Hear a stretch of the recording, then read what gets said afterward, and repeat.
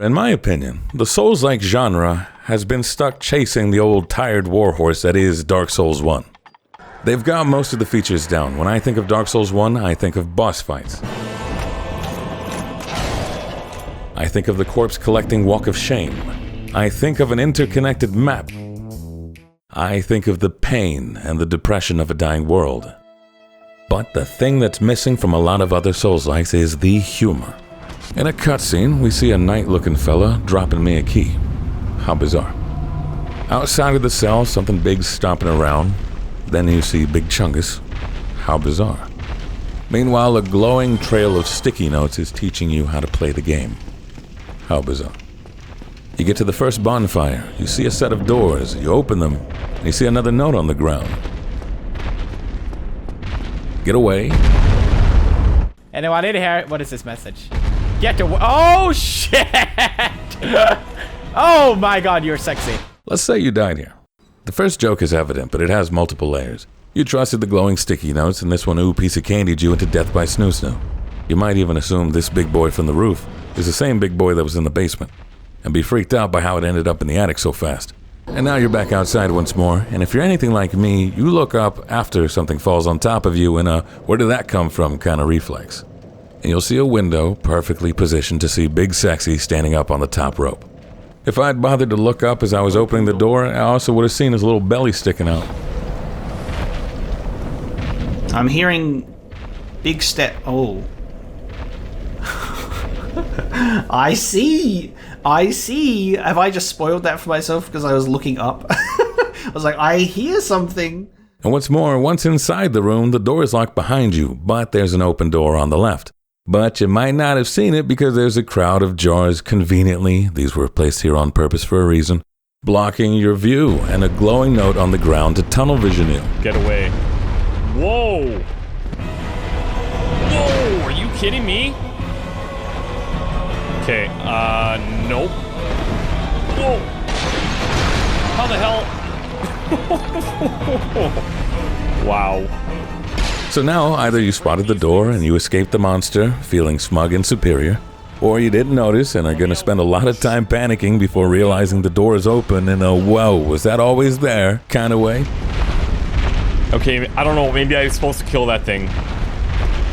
Well, maybe not, I don't know. Are you kidding me? I think that was the thing that we saw at the very beginning. Or, if you somehow manage to kill the asylum demon, you'll find the key doesn't open the front door. Then you'll look around. You'll see the open door. Was that there the whole time? Set up, build up, punchline. It's the three basic parts of a joke. This whole room is just a gag room. It wouldn't have been the same if you just opened the door, had a boss fight, and then left the other way. This gives it flair, flavor, style, humor, and because this is also a learning experience, it makes it stick. Now you know you should probably be a little more observant. Moving on, there's another sign on the ground saying grab your shield. What shield? Your eyes are primed now, searching for a shield. You see loot in the next room and also a little weirdo standing off in the distance.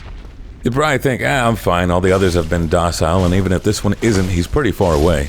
Partially distracted by the loot in the door, you might not see the arrow coming from a range and then bang. Classic comedy. Even if you see the arrow and avoid it, it's still a moment of knowing like, oh, you almost got me again. Fool me once, I got my eye on you. Or if you were oblivious to the entire thing, you get a near miss.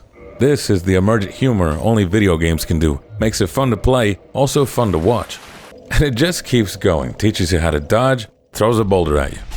How many times I gotta teach you to look up? And you can't even get mad because it replaces it with curiosity because now the boulder has opened the wall. Upstairs first before we go anywhere else. Whoa! Oh my god! Okay, well... Oh. And who's this guy? Hey, you're the guy from the cutscene. Weren't you on the roof? There was a demon on the roof. Oh, he probably knocked you through the ceiling, huh?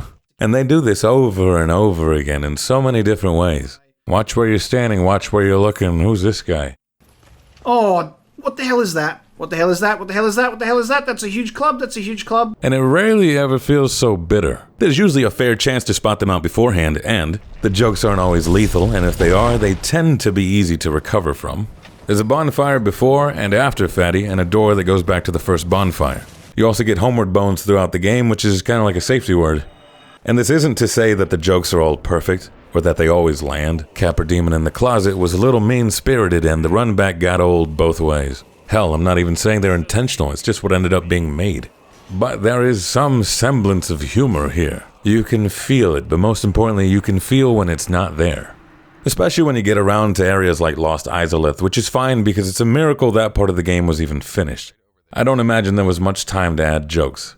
I know what some people are thinking, the whole Bed of Chaos fight was the joke. Ultimately, I think that's what makes Dark Souls humor so difficult to replicate. It takes a lot of time to conceptualize and you have to build it alongside everything else. It's not just the cherry you add on top at the end. You have to bake the gags into the design, and if you goof up the goof, you just wasted development time. And as for why I love Elden Ring, but I don't find it to be as humorous, in my opinion that stems more from the open world design of it all. I said before, the 3 parts of a joke are setup, build-up, punchline. But since I can move around the map more freely, I might miss the setup, or the punchline, or ruin the pacing of the build-up. The humor tends to be found in the linear areas with dungeons and hallways. This leaves a majority of the world feeling devoid of something to lighten up the mood. Which just goes to show you, while yes, games are made of big things, it's the little things that make your game.